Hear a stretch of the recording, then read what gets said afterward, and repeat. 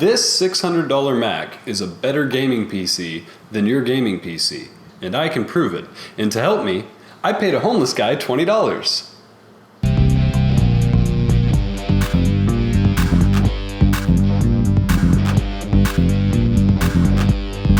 But Macs suck at gaming.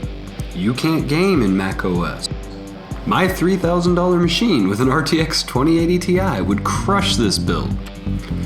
Now, when I say that my Mac is a better gaming PC than your gaming PC, I don't mean your specific system. I mean, I have no way to know what you're gaming on, right? So what does the average gaming PC look like in 2019? It would have 8 gigs of RAM, a GTX 2060, and an Intel CPU between 3.3 and 3.69 gigahertz. Okay, so I was able to pick this machine up for $150. It's a single CPU 2009 Mac Pro. For the CPU, I put a W3680 Xeon in it that I was able to pick up for $50. The GPU I got a good deal on. It was a EVGA hybrid GTX 1070 that I found for $250 on eBay. I found two 1TB hard drives locally for a total of $40. I combined them in RAID 0 to make a fast 2TB Steam drive.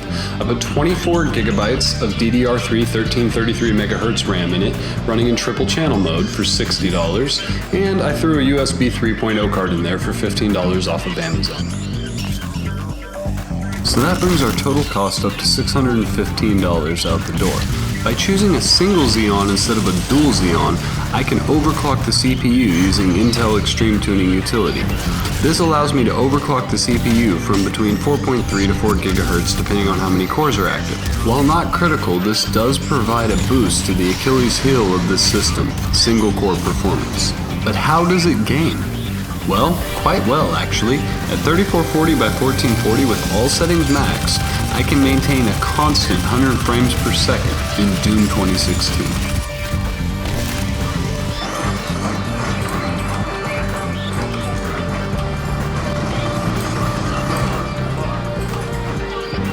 So in esports games like Paladins, Overwatch, and CSGO, you'll get anywhere from 100 to 275 frames per second depending on the game and the scene that's being rendered. Apex Legends averages around the high 60s to the low 70s, with dips down into the low 60s and occasional highs up into the mid 90s. While I run around gathering up junk and pretend to hold out hope that one of these Battle Royale games will actually be fun, now seems like a good time to introduce Ryan. You know, the homeless guy from the intro. Ryan is my buddy who came by to help out with the camera and bounce ideas around, and while he definitely didn't make this process more efficient, he did make it a whole lot more fun. Yeah, right. This shut my this dumb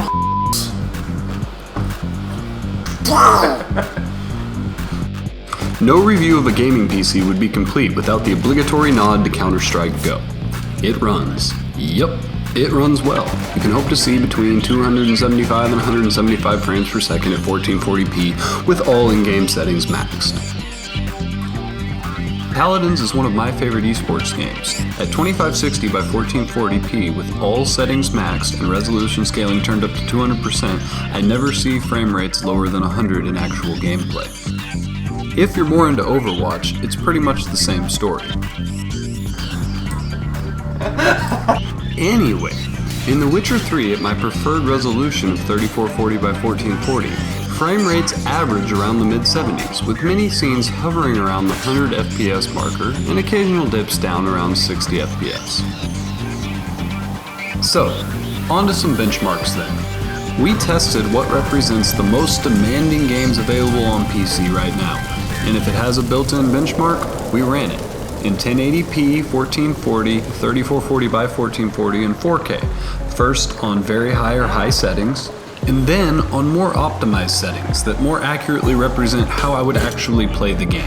Texture settings never dropped below high, often staying at ultra, while other less important settings, especially at higher resolutions like anti-aliasing, were turned down or off.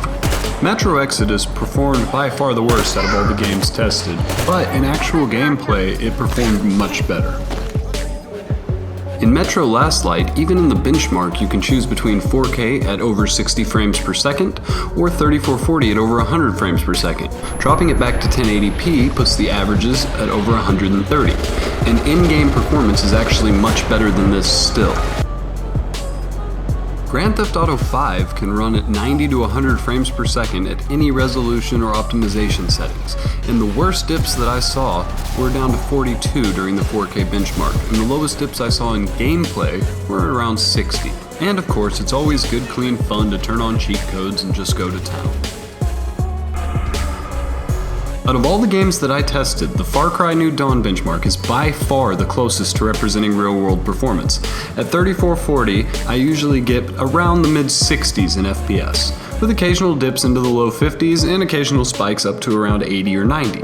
Still, you gotta admit, all in all, not too shabby for a 10-year-old Mac. Shadow of the Tomb Raider runs very well. I prefer to run it on 2560 by 1080 with very high settings. This allows me to keep an average frame rate of around 85 to 90 frames per second, with spikes over 100 and the lows are only in the mid-70s, while still looking fantastic. This makes for a great overall gaming experience.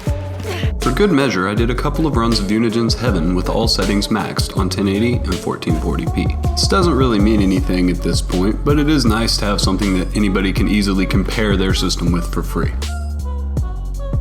So, you probably noticed that all of the gaming in this video took place in Windows, and for the time being, that's the best possible option, because while you can game in macOS, the selection of games available is limited, and the quality isn't as good. You're going to see about a 30% performance hit in the same game in macOS as opposed to Windows, and that's due to DirectX 12. It doesn't have to be this way. Thanks to APIs like Vulkan that work in both Windows and macOS, if we can get developer support on our side, we could have full-blown gaming in macOS with no need to restart into Windows, or worse yet, use a dedicated Windows box for gaming. The only way that this can happen is if we get developer support on our side. So if you're a Mac user and you also like to game, then all I can recommend is that you vote with your wallet. Anytime a game comes out for macOS, buy it. Tell developers that we want to game in macOS, that we don't want to have to use Windows for this. And if enough people support it and they get enough money, they'll listen. Anyway, that's all. I'll go ahead and get off of my soapbox. But I think it's very cool that there's not a game out there that a 10-year-old Mac can't play.